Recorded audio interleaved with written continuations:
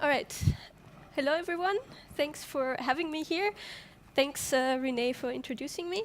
I'll be talking about the meaningful roles intervention, and just to avoid confusion, my colleagues before have been talking a lot about the Kiefer intervention, which is something we do a lot in our research group, but this intervention now is completely new. My name is Julia Fishman, and I'm working on this project with Dr. Gerine Lodder, who's also here, Jan Cornelis Dijkstra, and René Veenstra, who introduced our talks. Well, where does the meaningful roles intervention come from? So it was proposed by Bruce Ellis, Tony Falk, and colleagues in a very recent article in the Journal of Research on Adolescence. Came out in 2016, so last year, and they use an evolutionary approach to bullying to propose this intervention, and they test it in a very small pilot study. And what I want to talk to you about today is, first of all, how can an evolutionary approach to bullying inform interventions? Then what is the meaningful roles intervention? What does it entail? What its components? And lastly, what are we in the Netherlands going to do to test its effectiveness?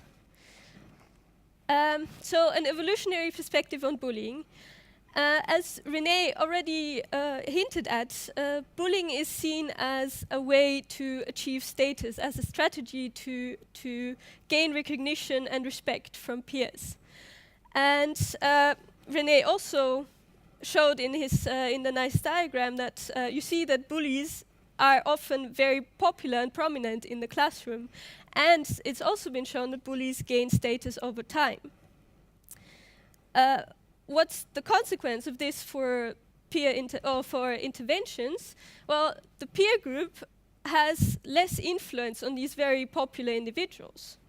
So some of the very successful programs that have been that are out there, such as the Kiefer intervention, are very focused on the peer group. But this is less effective when the bullies are at the very top of the hierarchy in the class. And this has also been shown by a study by Claire Garandot and colleagues that René also hinted at, but here you have the numbers. So they tested the Kiefer intervention on 3 groups of bullies. So firstly, lowly popular bullies, medium popular bullies, and also highly popular bullies.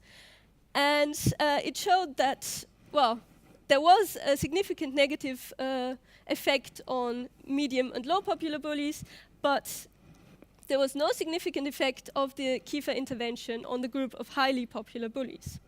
This is alarming. A second tenet of the evolutionary perspective on bullying is that status is desirable from an evolutionary perspective. Everyone, to a more or less extent, desires status and wants to be well regarded among their peers. And this is a very fundamental and basic process because evolutionarily, status provides us access to mates, access to resources, access to food. So it's very fundamental. A consequence of this is that, well, the need for status is very hard to deter. So if we can't change the goal of status, we might be able to change the way in which people achieve it. And that is exactly the thought of the meaningful roles intervention and where it started. So its aim is to provide bullies with alternative prosocial ways to achieve status. And you've seen this pyramid in the earlier presentation by René, but I wanted to also situate myself in this scheme.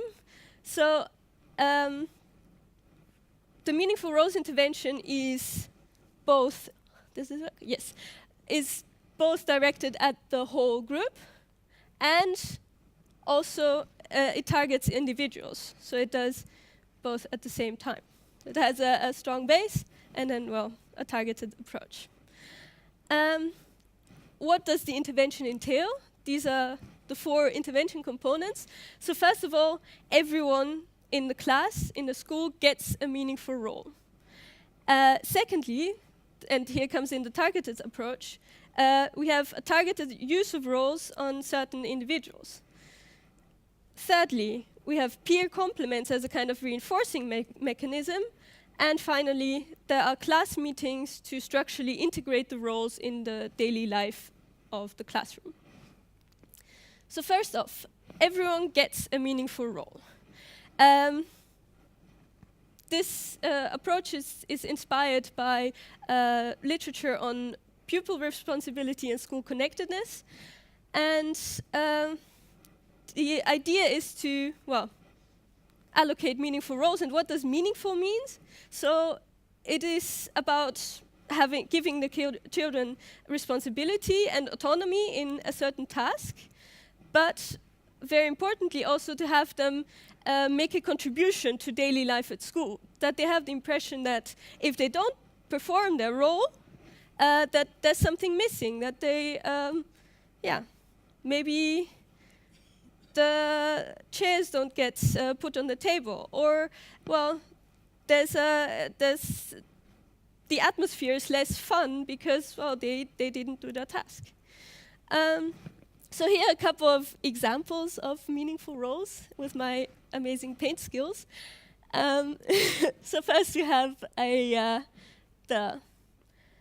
gardener can take care of the plants in the classroom, but also the plants in, well, maybe the school has an herb garden.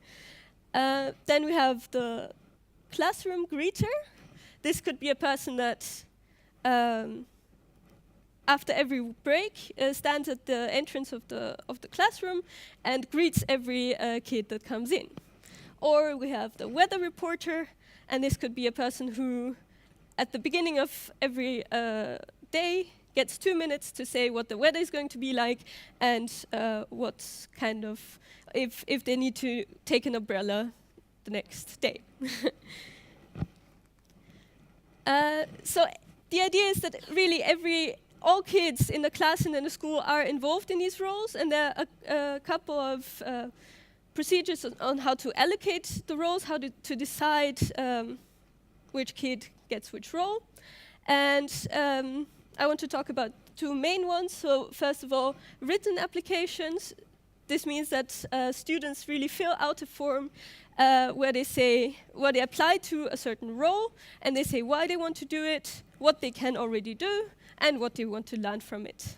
And then you can also, especially for very organizational tasks, you can also have rotation so that every kid gets the experience of having that task and no one is at a disadvantage. So now to the targeted use of role. So I want to recall that from an evolutionary perspective, there's a status motive behind bullying. So bullies want to achieve status, peer attention. And the idea is to make them do so in a positive way. So we allocate roles to bullies where they can achieve that goal for peer attention. An example from the pilot study of Bruce Ellis was that the class greeter was a very popular role, and that it worked especially well for bullies. And how are we going to do this? Well, Tessa and René have already talked about our peer reports, and these will be on the basis of our data collection, and they will tell teachers information about bullying, pro-social behavior, and also popularity in their classroom. And we'll also develop a data tool where teachers can update their reports on a regular basis and whenever they see the need. So there's no fixed time of when you have to change roles, but it's recommendable to have a new or an up-to-date picture of the relations in the class before you redistribute the roles. Now on to peer compliments. So okay, everyone gets a meaningful role.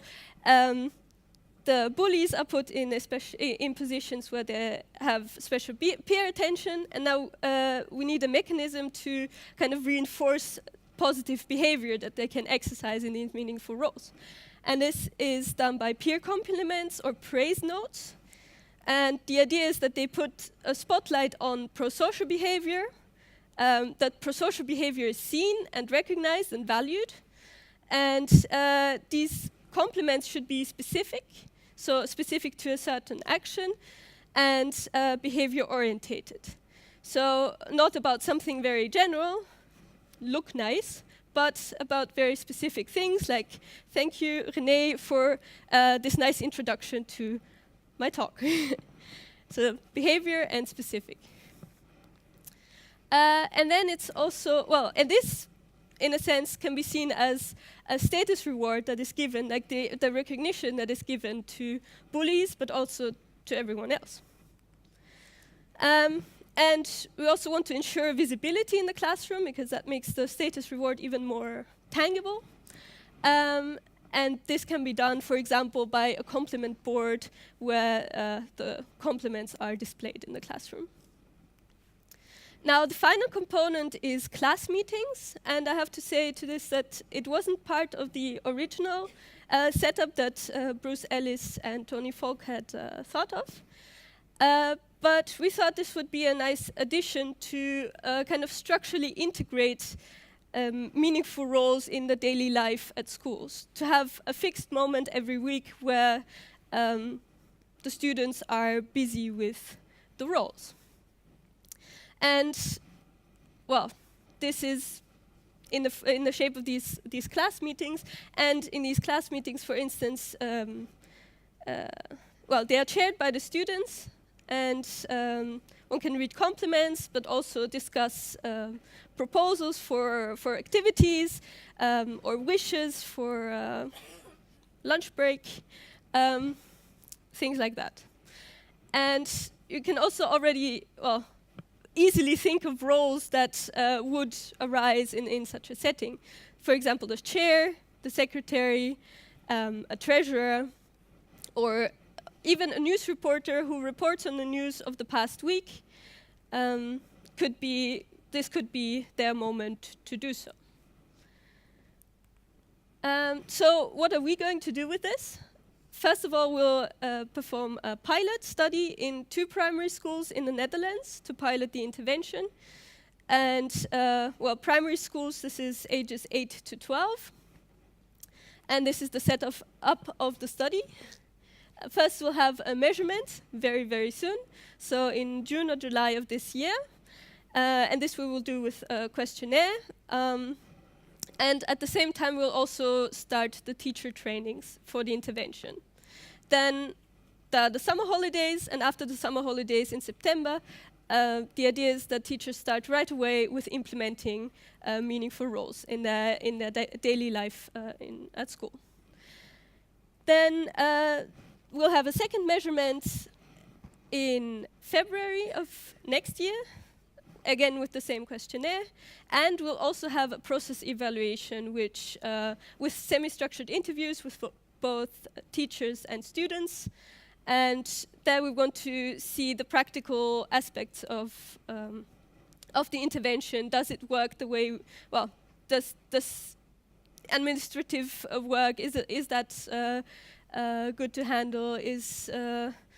What are the questions that teachers always run into, etc. So we want to pilot the intervention, and after that, hopefully, we'll feel confident enough to perform a randomized control trial in the Netherlands with 14 control schools and 14 intervention schools. At least that is the plan. And this is again the setup. For the randomized control trial, we'll have 3 measurements, as you can see. So 1 pre-measurement, again, in June, July, before starting the intervention, well, before the summer holidays. Then the implementation after the summer holidays, rather towards the beginning of the year in November, second measurement, and final measurements at the end of the school year in May. And, well, what do we want to investigate, or what do we expect? Well, obviously we expect a negative relationship, or we expect that meaningful roles will reduce bullying and victimization in the classrooms and schools. And we also expect some relationships with regards to secondary outcomes, such as, and this in a positive way, so more pro-social behavior, more school connectedness, a more pro-social classroom norm, more academic motivation, and a positive effect on self-esteem. We'll also collect some additional variables, respectively network data and other variables, which can act as either moderators, mediators, or simply control variables. Well, that was what I wanted to tell you. Thank you for your attention, and we'll have time for questions afterwards. Thank you.